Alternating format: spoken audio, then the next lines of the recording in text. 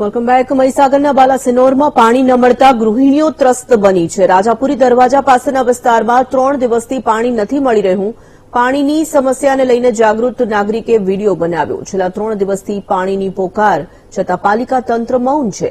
નગરપાલિકામાં અનેક વખત રજૂઆત છતાં પાણી ન અપાતા મહિલાઓમાં રોષ છે. પાણી નહીં આપવામાં આવે તો ચૂંટણીનો બહિષ્કાર કરવાની ચીમકી પણ ઉચ્ચારી છે. પાણી નહીં આવતું એટલે પાણી અમારે ફરિયાદ આવતું નહીં એટલે ચાલુ કરાવવા પાણી. આ બધાને પાણીની તકલીફ પડે છે ફરિયાદ. કેટલા સમયથી નહીં આવતું? વેચાતું લાવવું પડે છે પાણી. 2 મહિના 2 વર્ષથી પાણી નહીં આવતું. તો જ વટ મળશે કે નહીં મળે વટ. બાલાસિનોર થી રાજપુરી દરવાજા કુંભારવાડ ટેકરામથી બોલું છું. આ બહેનોને કાયમની તકલીફ છે. આવું અચાનક પાણી બંધ કરી દે છે જાહેરાત કર્યા વગર. મોટરથી નથી આવતું. 7 દિવસ વચ્ચે પણ બંધ કરેલું. એ ઇન્ટરવ્યુ મેં તમને આપેલું. તમે જાહેર કર્યું કે ના કર્યું એ મને ખબર નહીં, પણ વચ્ચે 7 દિવસ પાણી નહીં આપ્યું. 2 દિવસનો કેસ 7 અચાનક પાણી ગાયબ થઈ જાય છે. નગરપાલિકા જાણ નહીં કરતી?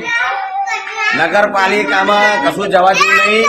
કોઈ મતલબ નહીં નગરપાલિકા જવામાં. એટલે ઓની તપાસ કરો તો પાણીની અમારી તરફ ચૂંટણીનો બહિષ્કાર બહેનો કરશે.